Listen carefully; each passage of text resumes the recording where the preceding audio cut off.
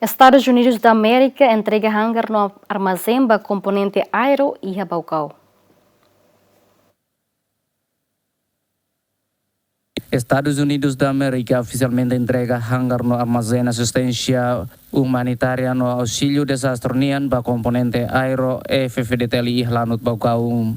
Chefe Gabinete Guarda Nacional Ministro Defesa Estados Unidos América General Stephen Hateten Timor-Leste espaço ida nebedia que usa para armazena no fornece sação sira para ajuda e tempo desastre. Tuir Stephen, facilidade fão hirakne hanes símbolo cooperação entre Estados Unidos da América no Timor-Leste.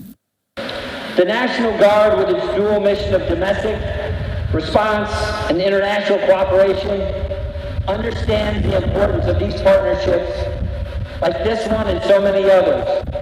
When we stand together, we are stronger, more prepared, and better faced to equip the future.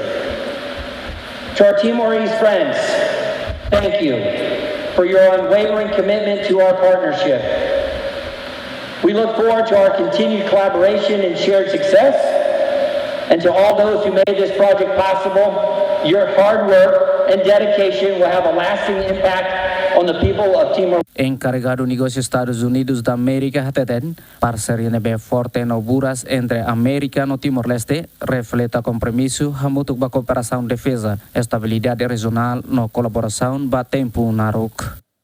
Timor-Leste will now be better equipped to respond quickly to natural disasters and emergencies, delivering aid that saves lives and ensuring stability in time of crisis.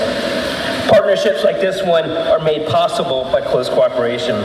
The State Partnership Program, which has connected the Rhode Island National Guard with the FFDTL, is a clear example of how our militaries can work together to build not only operational capacity, but also bonds of trust and friendship. Vice-chefe Estado-Maior das FFDTL, Major General Calistro Santos Coliati Hateten, facilidade hirakne suficiente ona ba componente aerosira, mas behusu atu cuidado hodia usa ba tempo naruk.